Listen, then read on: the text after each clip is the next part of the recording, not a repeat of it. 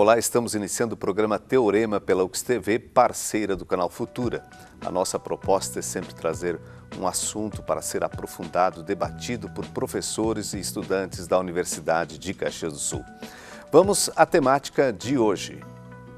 Até o ano de 2050, cerca de 2 bilhões de pessoas em todo o mundo deverão ter atingido 60 anos. O dado é uma estimativa da Organização Mundial da Saúde. Além disso, a expectativa média de vida do brasileiro deve aumentar dos atuais 75 para 81 anos. E com o aumento da longevidade, também cresce a necessidade de se contratar um profissional para cuidar dos idosos da família. Por isso, o teorema de hoje pergunta: a sociedade está preparada para o cuidado com o idoso?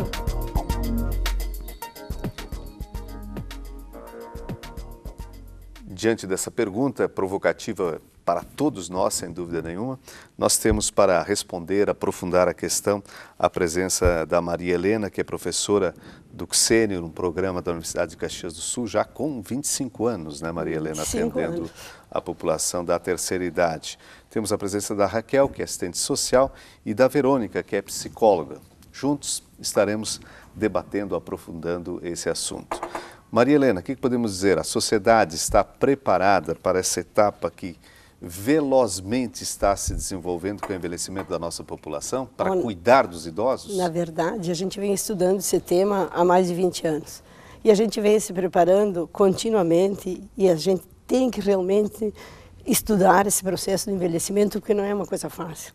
E para cuidar dos idosos, a gente precisa de muitos conhecimentos. E eu acredito assim, preparada eficientemente, talvez não, mas está se preparando. E essa é uma coisa bem significativa, principalmente para os idosos, né? Raquel, você que é assistente social, né, e acompanha realidades talvez até preocupantes e algumas de carências, de fragilidades, como você vê essa questão do preparo da sociedade para cuidar dos seus idosos? São grandes desafios, né? Tanto para a sociedade como um todo, quanto para o Estado nacional, enfim, os estados, municípios, enfim, e principalmente na família. Porque assim, a prerrogativa é que esse idoso permaneça na família. Todos nós queremos envelhecer e estarmos junto ao seio familiar. Então nós temos que estar trabalhando, assim como a Maria Helena falou, na capacitação, na formação, na assessoria, no apoio a essas famílias, ao governo, na construção de políticas públicas e à sociedade com uma mudança cultural, inclusive, para preparar ao envelhecimento. Verônica, psicologicamente falando, como é que encaramos o envelhecimento? Em geral, não encaramos. Não encaramos. Né? Fugimos dessa questão. Negamos. Negamos. Né? Em geral, o velho é o outro. Né? Eu não sou velha, velha é uma ofensa. Né? Quem está envelhecendo é o outro. E isso faz com que a gente acabe não pensando no nosso processo de envelhecer, né? E nem das pessoas que são ao nosso redor. Né? O que é uma pena. Né? Então, talvez um primeiro movimento, depois de tantos anos já, eu acho que, né, de estudos e o que a gente tem visto, é poder enxergar, sim, a velhice como uma fase da vida. Né? E o processo de envelhecimento como algo que começa quando a gente nasce e que atinge a todos, estamos envelhecendo. E como é que a gente está se preparando para isso? O que hoje eu estou fazendo para o meu amanhã? Né? Eu costumo dizer que se der certo, todo mundo vai ficar velho. Tomara que a gente possa ficar velho. Queremos envelhecer, né? Queremos. E aí vem um paradoxo, né? Ninguém quer morrer cedo, mas também ninguém quer ficar velho. Né? Bom, qual o problema em ficar velho? Talvez o grande problema seja uma sociedade que não se preparou ainda o suficiente para dar conta das questões ligadas à velhice. Mas tem muito ganho na velhice, tem muita coisa boa em envelhecer e a gente precisa estar, antes de mais nada, reconhecendo esse processo como algo natural. No momento que a gente reconhece isso, a gente pode se preparar melhor para ele. Eu percebo assim, que no momento em que a pessoa se dá conta, eu já estou velha, né? Não a quinta idade, mas a gente se dando conta do que a gente está perdendo. Movimentos físicos, a memória, algumas coisas assim. A gente vai ganhando em outras, tipo na espiritualidade, que eu trabalho com os meus alunos aqui na UX Sênior, a espiritualidade. E eles mesmos me dizem, professora, depois que eu comecei aqui, comecei a me dar conta quantas coisas boas eu tenho na vida. Não é somente que eu não posso mais correr que nem eu corria antes, eu não posso mais andar ligeiro, eu não posso subir de 6 escadas na corrida, eu tenho que me apoiar, mas que mentalmente, espiritualmente, socialmente, tu pode continuar tendo amigos, tu pode continuar te encontrando. E é realmente a preparação desde que a gente nasce, mas que a gente não faz isso, né? Até esses dias eu estava ouvindo uma entrevista e perguntaram quando a gente tem que procurar um geriatra? A partir de que idade a gente procura geriatra? Ah, depois dos 60? Não, disse que a partir dos 30 a gente devia procurar geriatra. E a população não faz isso, né? A gente pensa em procurar geriatra quando começam as dores. Coluna, perna, sei lá o que. Um problema já está, talvez, instalado, né? Toda a questão preventiva fica de fora, Mariana. Exatamente, por isso que a questão preventiva ela é muito importante. Porque no momento em que a pessoa se dá conta, bom, eu estou envelhecendo, o que eu quero com a minha vida agora? Eu vou dar um sentido para a minha vida a partir deste momento que eu estou envelhecendo. E eu busco esse sentido para a vida, não eu sozinha, isolada em casa, porque daí, claro, aí começa a complicar. Mas de relações com o outro, a minha relação com Deus também. Como é que está a minha relação com Deus nesse momento? Que é onde a gente sabe que a finitude vai chegar um dia para todo mundo.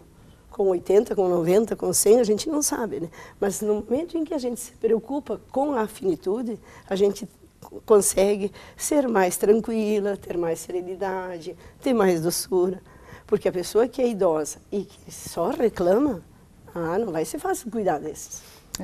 Eu acho que esses são os desafios da inclusão, né, desse idoso, dessa pessoa que está envelhecendo em espaços coletivos de troca, de construção, ressignificar esse processo de envelhecimento. Então, assim, a gente tem esse desafio de fazer com que esse idoso perceba mais os ganhos, né, com as trocas, com o conhecimento, com a experiência, né, do que com as perdas, né, diminua essa questão da tensão, da perda, mas possa entender que é um processo natural e que vou somar por outro lado. Então, né, vou me tratar, mas vou viver socialmente, vou integrar. A questão é de como a sociedade ainda trata essa pessoa. Então, assim, a gente já tem um processo de exclusão do mercado de trabalho, porque já está ficando velho, não chega nem a ter 60 anos. Ele já está sendo excluído. Então, ainda, vamos investir no idoso? Não, mas vamos investir na criança, porque é o futuro, né, do Brasil, é o futuro, sabe? O futuro agora é nós termos esses 2 bilhões, né, bilhões de idosos no mundo todo. E com essa longevidade, então nós vamos ficar muito mais anos cuidando desse idoso. Então, assim, eu sempre digo assim, onde é que você gostaria de colocar seu idoso? Onde é que eu coloco o idoso, né, numa instituição? Assim, coloca onde você gostaria de ficar. Trate como você gostaria de ser tratado. Né? Acho que essa prerrogativa é maior, assim, né? Como eu gostaria de ser tratado na velhice, eu vou tratar o idoso hoje, né, nesses espaços. Eu acho que a gente tem um problema na nossa sociedade, falando em Brasil macro, que é o fato de que, diferente do que aconteceu com alguns países europeus, né, o Brasil, ele primeiro envelheceu sem ter enriquecido. Né? Se a gente for pensar numa Alemanha, né, primeiro eles enriqueceram. Então, a questão de infraestrutura do país, estradas, hospitais, escolas. Né? Bom, agora investir em casas inteligentes, que lá já tem várias, né? Então pensando nesses velhos, inclusive ficando nas suas casas, tendo espaços de convivência muito interessantes, é diferente, porque eles já estão com a questão da educação infantil resolvida. Infraestrutura do país, né, também já teve todo o investimento e tem, né, eles têm estradas boas. Como é que a gente está no Brasil? A gente ainda não conseguiu, a gente já está vendo, né, os números, as taxas de natalidade reduzindo absurdamente. A gente ainda não tem escola, né, que de educação infantil disso, né? para as crianças que Sim. hoje já são muito menos. Né? A gente não tem saneamento básico. Né? A gente tem um monte de rodovias aqui na nossa região, que é uma região privilegiada no país. O que são nossas estradas? Os nossos hospitais, que também, pensando em país, a gente tem uma condição privilegiada e mesmo assim não é o ideal. Então, será que no momento que tem que decidir onde alocar recursos, eu vou pensar numa casa geriátrica enquanto poder público, né, ou saúde, né, hospital, estrada em função de escoar produção, tudo isso, vaga de escola para criança? Então, acho que esse é um problema muito sério que a gente tem que estar pensando, né, porque estamos, sim, cada vez mais velhos, e como essa sociedade vai conseguir dar conta dessa população toda que, como a Raquel estava falando, o ideal é que esses velhos fiquem na família, mas as famílias estão cada vez mais reduzidas. A gente tem cada vez mais casais sem filhos, ou filhos que têm que sair para trabalhar e não tem como ficar em casa cuidando desses velhos. E aí, o que se faz? Que respostas a sociedade hoje tem para dar para essas famílias? E com a questão da crise também, esses idosos, muitos são os mantenedores dessas famílias. Então, eles são os únicos que estão recebendo, né, algum recurso financeiro regular para manter. Então, ele vai manter o filho, vai manter o neto, não vai... Com a questão de desemprego... Exatamente. Né, então, hoje o desafio é maior ainda. Então, isso daí envolve a questão da apropriação indébita, da questão do maus tratos, da falta, inclusive, de comida, de alimentação, de medicação. E todos esses desafios a gente está enfrentando. Então, assim... Hoje a gente tem que ter um olhar mais... Eu sempre converso assim, no trato das políticas públicas que a gente tem que trabalhar a prevenção. Nós temos que diminuir a internação hospitalar, nós temos que diminuir a internação em LPI, nós temos que trabalhar a prevenção, fortalecer essas famílias, fortalecer esses cuidados, para que a gente dê conta, porque não vai ser um investimento imensurável no futuro se a gente não trabalhar diferente. Estou conversando com a Maria Helena, com a Raquel e com a Verônica, que trabalham na formação de cuidadores de idosos. Mas antes, uma curiosidade. Raquel, contigo, né? Questão cultural. Como é que fica a questão homem e mulher? Quem está mais se preparando para o envelhecimento? É lógica a resposta, né? Inclusive no programa UC Sênior, né? É a mulher. O homem ainda está mais retraído, tem uma questão cultural de fundo. Sim, eu acho que vem essa questão de como ele viveu a vida toda, né, dentro dos espaços mais fechados, nas fábricas, e a mulher teve toda essa parte do cuidado, do envolvimento na escola, da comunidade, enfim. Então ela tem um grupo, né, essa questão da sociabilidade maior. O que a gente vê é isso, assim, a mulher mais preparada. Mas a gente tem, né, buscado chamar os idosos, tanto que tem um desafio de nós estar construindo um projeto específico para idoso homem, né, pela coordenadoria, enfim, no Conselho do Idoso, para que a gente possa estar atraindo essa conversa, né, e perpassa para os espaços mais diferentes do cotidiano do trabalho, né, onde estão os idosos. Eu tenho uma aluna que o marido vem trazê-la todas as semanas para a aula e ele não entra. Resolvi ir lá conversar isso com ele, mas por que não vem participar? Não, essas aulas não é para homem, é só para mulher. Como só para mulher? Eu tenho um homem só. Né? Na verdade, eu tenho 25 alunas na turma da segunda e tenho um homem. E na da quinta também, tem 2 agora nesse semestre. Está começando a melhorar. Mas eu acho que tem um outro aspecto que também precisa ser destacado, que a gente começa, né, nos últimos anos a gente tem escutado muitos homens falando em se cuidar. Os check-ups, antigamente não ouvia o homem falando em fazer um check-up cardíaco, né? Homem não ia ao médico preventivamente.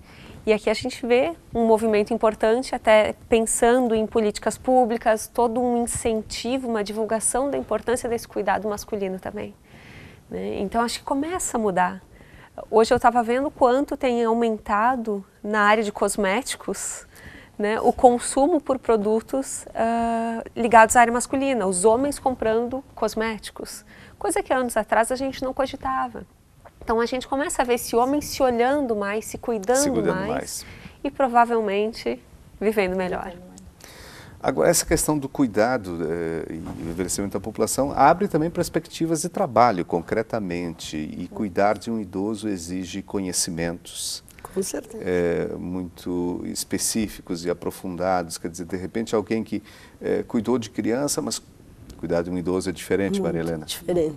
Tanto que a Universidade de Caxias tem oferecido esse curso de formação de cuidadores de idosos há Desde 2000, então na verdade... As inscrições estão abertas, né? Isso, até sexta-feira, porque o curso começa no sábado. É sempre aos sábados esse curso, de 6 de agosto a 19 de novembro, e é das 8h30 ao meio-dia e 30. E é muito importante que as pessoas realmente que vão cuidar, e é uma profissão, quer dizer, não é regulada, né, ainda, mas todo mundo sabe o quanto a gente precisa de pessoas que cuidem dos idosos. Confiar os nossos idosos a alguém, né? E a gente colocá-lo dentro de casa. Eu tive essa experiência pessoalmente quando minha sogra adoeceu durante 6 meses com cuidadores. Nossa, como foi difícil.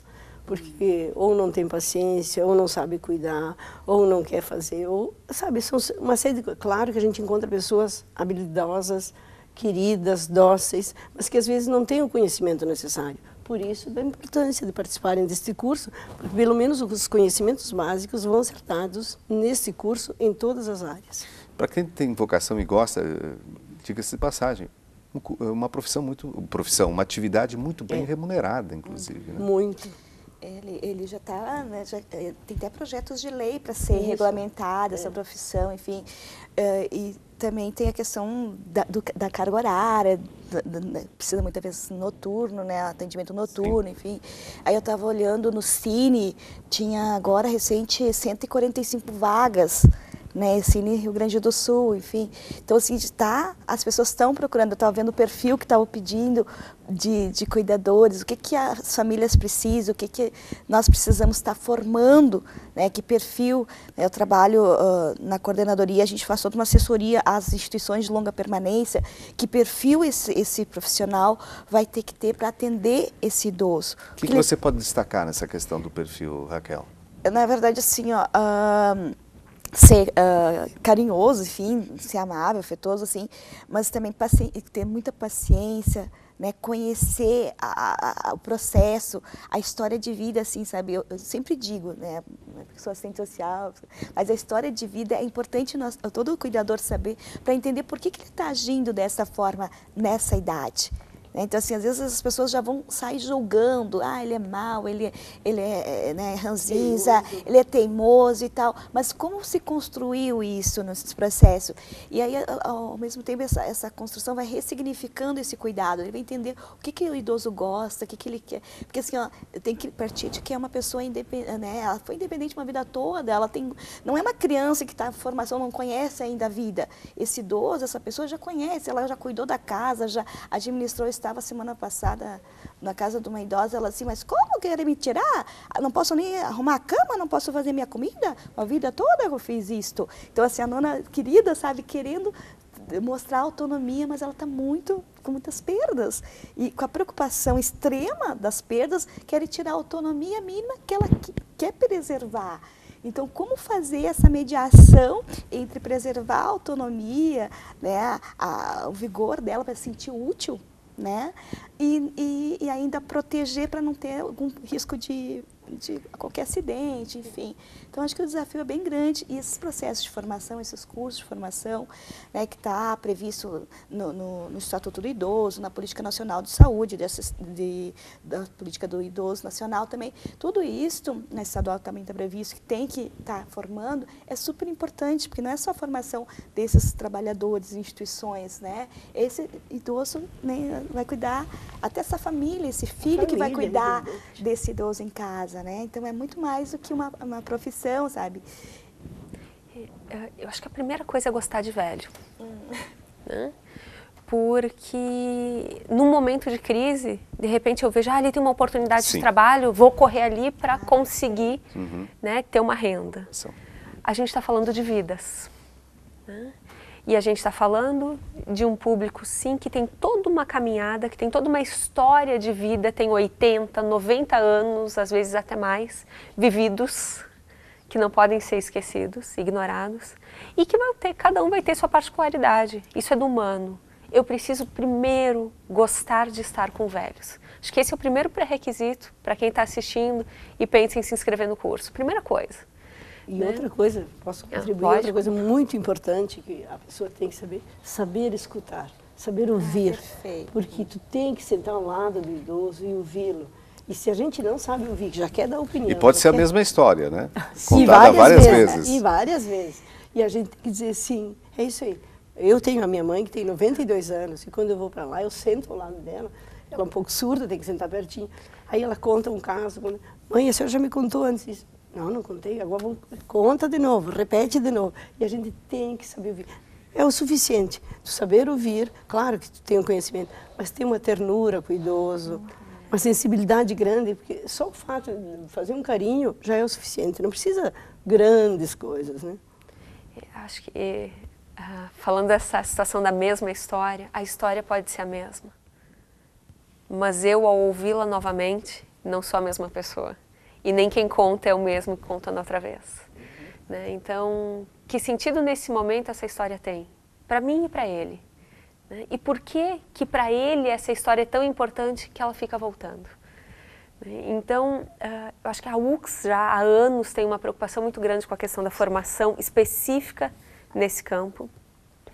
A gente tem na graduação uma iniciativa pioneira, acho que em nível de país, né, que é uma disciplina chamada Longevidade, Vida e Sociedade, que começou em 2002, se eu não estou enganada. Eu tenho muito orgulho de dizer, eu fui aluna nessa disciplina. Hoje eu divido, né, o ministro, o eixo da psicologia, né, sendo colega da professora Vânia. A Nilva Stedley está nessa disciplina também, a Margarete Capra. Começou com a Ivone Cortelete lá atrás. Então, é uma disciplina eletiva, né, de 4 créditos, ofertada para todos os cursos da instituição. Infelizmente, e agora vem, né, acabam sendo sempre os mesmos cursos que buscam, o que é uma pena. Cursos mais afins, digamos. Mais afins, né? Psicologia, pedagogia, o pessoal da educação física vem muito, eventualmente alguém da administração. Já tivemos uma aluna da arquitetura que foi incrível, porque o arquiteto precisa estar atento a essas questões. Né? O engenheiro tem que estar atento, então é algo que afeta todos os profissionais.